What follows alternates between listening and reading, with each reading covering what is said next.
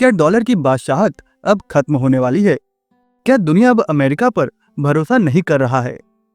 अभी अभी एक ऐसा खुलासा हुआ है जिसे देखकर दुनिया के फाइनेंशियल एक्सपर्ट भी हैरान हैं। सेकेंड वर्ल्ड वॉर के बाद से डॉलर पूरी दुनिया की सबसे ताकतवर करेंसी रहा है। 1944 में जब ब्रेटन वुड्स कॉन्फ्रेंस हुई, जहां दुनिया भर के देशों ने एक फैसला लिया कि वे अपनी करेंसी को डॉलर के साथ जोड़ेंगे और डॉलर को गोल्ड से। उस समय एक औंस सोने की कीमत सिर्फ $35 थी। इस फैसले से अमेरिका को एक जबरदस्त फायदा मिला। वो आराम से कर्ज छाप सकता था और बाकी दुनिया उसके बॉन्ड यानी यूएस ट्रेजरी खरीदती थी। तेल, गैस और बाकी कमोडिटी भी डॉलर में ही बिकती थी, जिससे डॉलर की पकड़ और मजबूत हो गई। लेकिन अब कहानी पूरी तरह बदल रही है, और वो भी बहुत तेजी से। अब दुनिया भर के देश, अमेरिका के दोस्त और दुश्मन, डॉलर को छोड़कर सोना, यूरो और अन्य करेंसीज में अपना पैसा लगा रहे हैं। और इसका सबसे बड़ा झटका अमेरिका को अप्रैल 2025 में लगा। कनाडा ने अपने अमेरिकी बॉन्ड्स यानी कि यूएस ट्रेजरी में से करीब 57.8 अरब डॉलर की होल्डिंग्स बेच डाली। वही चीन ने भी करीब 8.2 अरब डॉलर घटाए। इसके साथ ही Norway, France, South Korea, Germany, Luxembourg, Switzerland जैसे देशों ने भी मिलकर करीब 14.2 अरब डॉलर की कटौती की।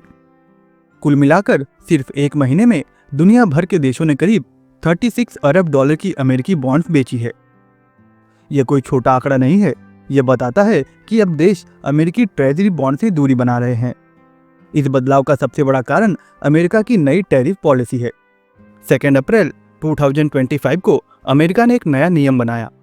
अमेरिका ने कहा कि अगर कोई भी देश अपना सामान हमें बेचेगा तो हम उस पर कम से कम 10% का टैक्स लगाएंगे। पर इसमें कनाडा और मेक्सिको को छोड़ दिया गया, क्योंकि अमेरिका के साथ उनका फ्री ट्रेड एग्रीमेंट है। वहीं अमेरिका में चीन से आने वाले सामानों पर भी करीब 30% का टैक्स लगा दिया गया। बाद में इसे थोड़ा कम भी किया गया, लेकिन शुरुआत में इसे 30% ही लगाया गया था। इस फैसले से ग्लोबल मार्केट में भूचाल सा आ गया। यूएस बॉन्ड के इंटरेस्ट रेट यानी कि यील्ड बढ़ने लगी, और जो पहले से इन बॉन्ड को होल्ड किए हुए थे उनकी वैल्यू तेजी से गिरने लगी। जैसे ही यील्ड बढ़ता है, बॉन्ड्स की कीमतें घट जाती है, और इसी कारण से कई देशों को अपने अमेरिकी बॉन्ड्स की वैल्यू में भारी नुकसान हुआ। उदाहरण के लिए कनाडा ने अप्रैल में करीब 9.2 अरब डॉलर के नए यूएस बॉन्ड खरीदे, लेकिन पुराने बॉन्ड्स की वैल्यू इतनी गिर गई कि नेट में करीब 57.8 अरब डॉलर की गिरावट हो गई। अब आप सोच रहे होंगे, क्या बाकी देश कुछ कर रहे हैं? जी हाँ, और बहुत तेजी से। कनाडा ने यूरो में बॉन्ड जारी किया, और वो भी करीब 3.5 अरब डॉलर का। एक ही दिन में इसका करीब 14 अरब डॉलर का डिमांड भी आ गया। वहीं चीन ने एक और बड़ा कदम उठाया। उसने करीब 70,000 ट्राई ऑन्स सोना खरीदा। वे लगातार 6वें महीने गोल्ड खरीद रहा है। जब आप एक ट्राई ऑन्स को कन्वर्ट करते हैं तो करीब 31.1 ग्राम आता है, और उसने तो करीब 70,000 ट्राई ऑन्स सोना खरीदा है, और वो भी सिर्फ अप्रैल के मंथ में।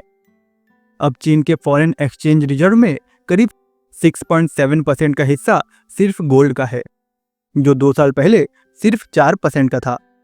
आज के समय चीन यूरो बॉन्ड्स और युआन में एसेट भी खरीद रहा है, ताकि डॉलर की डिपेंडेंसी कम हो जाए। नॉर्वे कंट्री का सोवेरन वेल्थ फंड और साउथ कोरिया की पेंशन स्कीम के अंदर भी लोग अपने पैसे लगा रहे हैं। वहीं जर्मनी, फ्रांस और लग्जमबर्ग जैसे देश अब यूरोपीय बॉन्ड्स में पैसा लगा रहे हैं, क्योंकि अब वहां की यील्ड भी यूएस के बराबर हो रही है। मतलब साफ है कि पूरी दुनिया अब अमेरिकी डॉलर से हटकर नए विकल्प को खोज रही है। पर क्या इसका असर सिर्फ फाइनेंस तक सीमित रहेगा? बिल्कुल नहीं। ये सिर्फ पैसा या फिर इन्वेस्टमेंट का मुद्दा नहीं है। ये पूरी तरह से जियोपॉलिटिक्स और ग्लोबल पावर बैलेंस से जुड़ा हुआ है। आज अगर देश अमेरिका के डॉलर पर भरोसा करना बंद कर देता है, तो इसका मतलब है कि वे अमेरिका की पॉलिसी, उसके टैरिफ, उसके कंट्रोल और उसके भविष्य को लेकर चिंतित है। और अगर ट्रेंड ऐसा ही जारी रहा तो आने वाले सालों में अमेरिका का फाइनेंशियल सुपर पावर बनना बहुत मुश्किल हो जाएगा। भारत की नज़र से देखें तो यह बदलाव हमारे लिए एक बड़ा संकेत है। अब जब अमेरिका की आर्थिक पकड़ ढीली हो रही है और दुनिया के बड़े देश डॉलर से दूरी बना रहे हैं, तो भारत जैसे देशों के पास भी एक ऐतिहासिक मौका है। भारत अपनी खुद की करेंसी रुपया को धीरे धीरे इंटरनेशनल लेन देन में लाने की कोशिश कर रहा है, जैसा कि रूस और अन्य खाड़ी देशों के साथ रुपए में व्यापार की शुरुआत। साथ ही भारत भी सोना खरीदकर अपने फॉरेन रिजर्व को मजबूत कर रहा है और यूरो और येन जैसे विकल्पों की तरफ ध्यान दे रहा है। ये वक्त भारत के लिए ये सोचने का है कि क्या हम आने वाले समय में डॉलर पर निर्भरता को कम कर सकते हैं और एक मजबूत वित्तीय पोजीशन बना सकते हैं, ताकि किसी विदेशी नीति या झटके का असर हमारी अर्थव्यवस्था पर कम हो।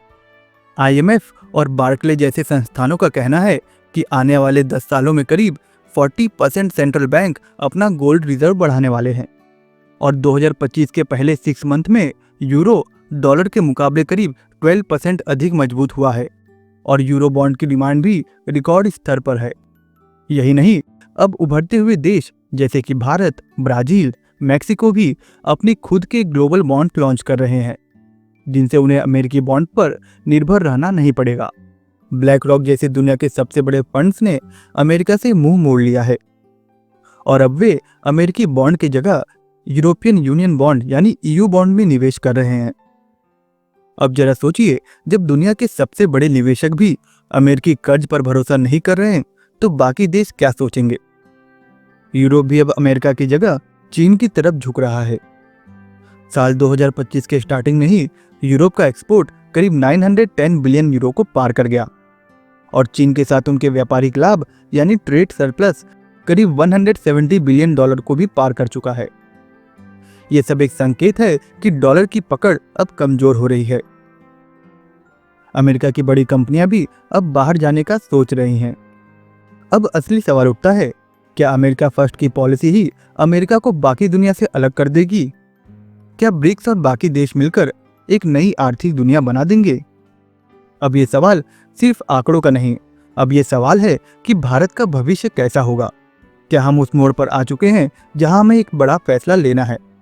ट्रंप की नीतियां पूरी दुनिया को हिला रही है।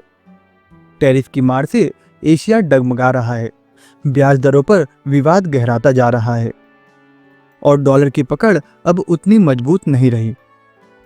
और इस माहौल में भारत एक क्रॉस रोड पर खड़ा है।